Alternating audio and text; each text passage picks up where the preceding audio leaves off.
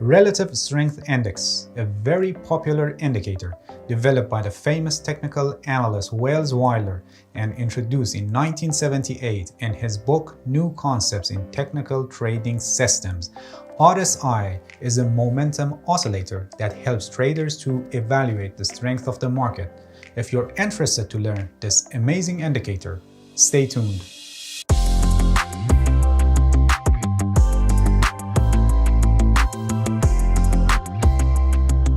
RSI is a momentum oscillator that, like any other oscillators, it moves above and below a center line, and it's a bounded oscillator which is scaled from 0 to 100. Traditionally, RSI is used for identifying overbought and oversold conditions, and it's considered overbought when it's higher than 70 and oversold when it's lower than 30. But it's not limited only to overbought and oversold readings, and it can also be used for centerline crossovers, identifying trends, divergences, and failure swings. Before we check them on the charts, please subscribe to my channel if you haven't already and hit the bell so you get the notifications of my new videos. Let's get started.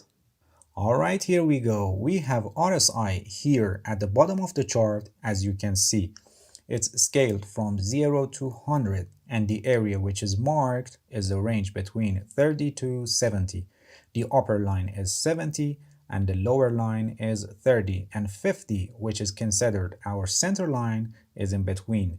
The formula and the way that RSI is calculated is a little complicated, so I don't explain it here in this video, and you don't need to know the formula because you have this indicator ready to use in all trading platforms, and you only need to know how to interpret that. Anyway, if you're curious to know how it's calculated, or if you want to develop an algorithm based on RSI and you need the formula, you can easily search in the Google and find the formula in many websites. The default setting for lookback period is 14, but you can adjust the setting based on your trading style and system.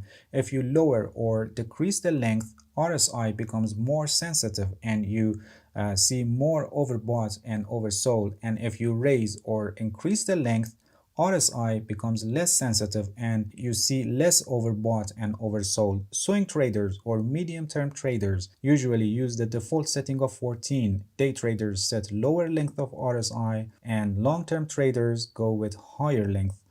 Choosing the right period for RSI depends on your trading style, trading system, and also the volatility of the market that you're trading. So it's a good idea to test with different settings and see what setting of RSI is appropriate for you. Overbought and oversold. The traditional levels for overbought and oversold are 30 and 70. If RSI is above 70, it's considered overbought, and if it's below 30, it's considered oversold.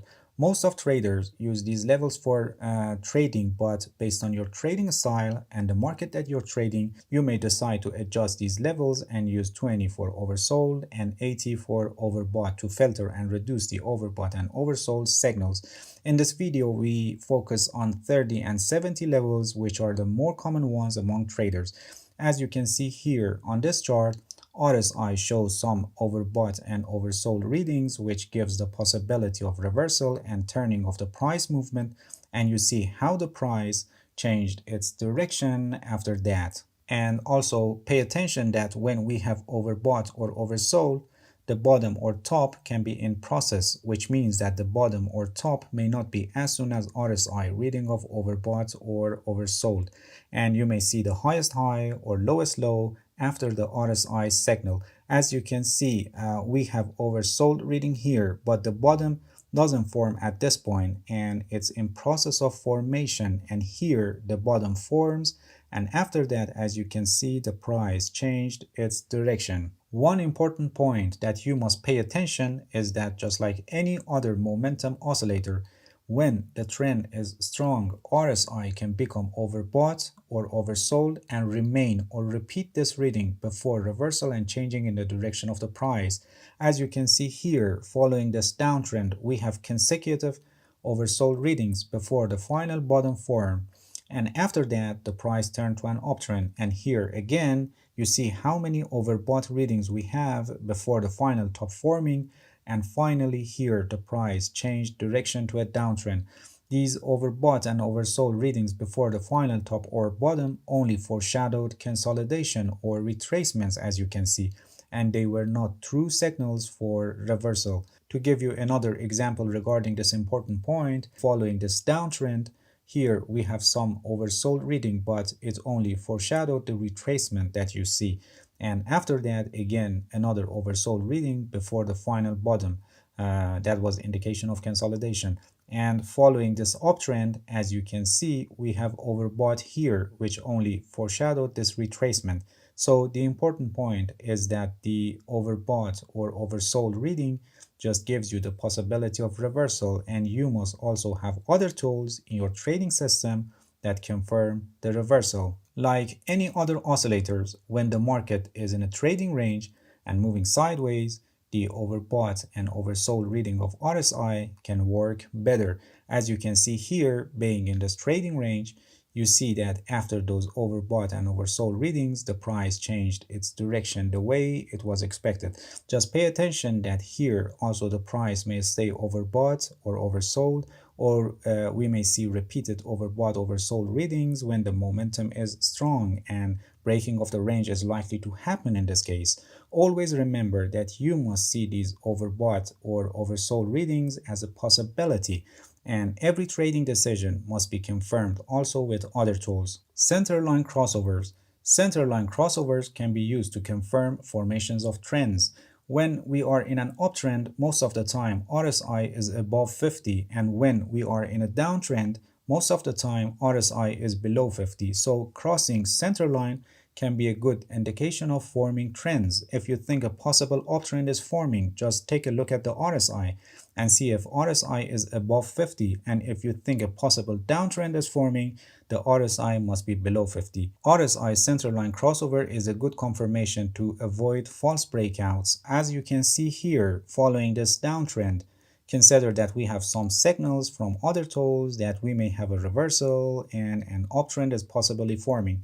Here at this point, RSI crosses the center line and goes above 50, which confirms formation of the uptrend. And here, following this uptrend, consider we have possibility of reversal and changing the direction to a downtrend. At this point, when the RSI crosses the center line and goes below the 50, can be a good confirmation that the downtrend is forming. If you have noticed in trends, for example here in this downtrend, sometimes the RSI goes above 50, somewhere between 50 and 60, and goes back again, which I'll explain now what it is and what it tells us. When the market is in a trend, RSI usually doesn't move all the way between 0 and 100. When the market is in an uptrend, RSI usually moves and fluctuates between 40 and 90, and 40 to 50 zone provides a support level. And when the market is in a downtrend, RSI usually fluctuates between 10 and 60, with 50 to 60 zone acting as a resistance level. These ranges are generally more common with default setting of RSI and normal situation of the trend and the market, and the ranges may be different based on other settings of RSI, strength of the trend, and the volatility of the market that you're trading. As you can see here, for example, in this downtrend, you see that the RSI fluctuates between 10 to 60, and the range 50 to 60 zone provides a resistance level. And here in this uptrend, you can clearly see that the RSI fluctuates between 40 and 90, and the range 40 to 50 provides a support level. Pay attention, the pullbacks of RSI to support and resistance zones provide you a good opportunity to enter a low-risk trade in the direction of the trend. Divergences. When there is a divergence between price movement and RSI line, it can signal a possible reversal and changing in the direction of the price, because the momentum doesn't confirm the price movement. When we are in a downtrend and the price is making lower low, but the RSI is making higher low, as you can see here on this chart, it's a bullish divergence, and it shows the momentum is strengthening and there is a possibility for reversal and changing in the direction of the price into an uptrend. And when we are in an uptrend and the price is making higher high, but the RSI line is making lower high, as you can see here on this chart, It's a bearish divergence and it shows the momentum is weakening and there is a possibility for reversal and changing in the direction of the price into a downtrend, as you can see here. And let me give you a point here. If we get the divergence in overbought or oversold zone, like this case that we have here on this chart, the divergence is stronger and there is more possibility of reversal. Pay attention that when we have strong trend, a divergence can happen, but the trend still continues.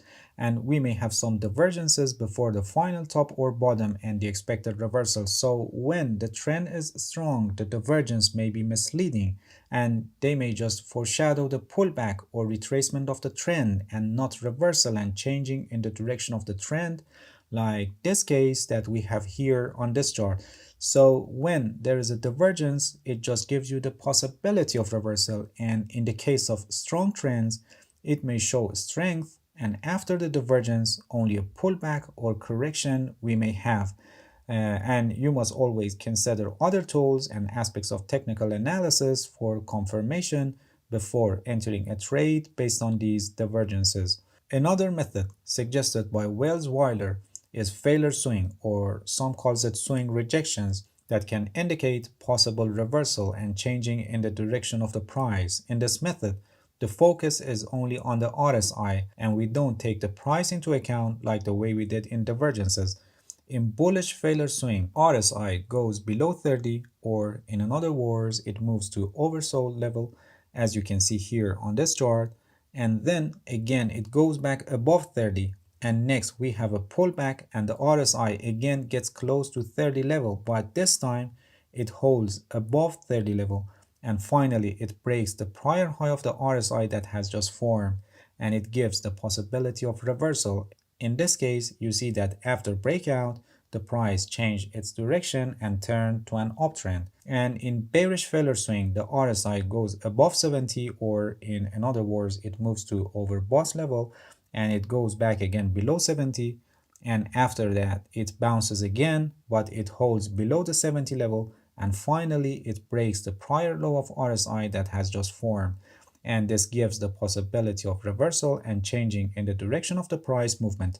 As you can see here, for this case, after the breakout, the price direction changed into a downtrend.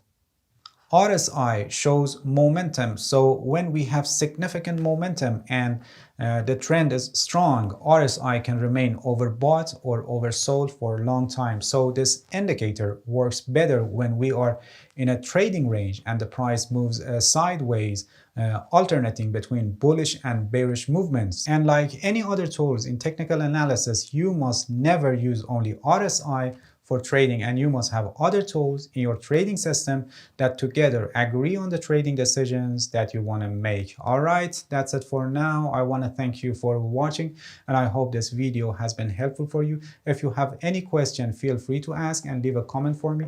I'll answer your questions as soon as possible. If you found any value in this video, please like it. Please subscribe to my channel if you haven't already, and hit the bell so you get the notifications of my new videos. Step by step, I'll take you through it. Let's beat the market.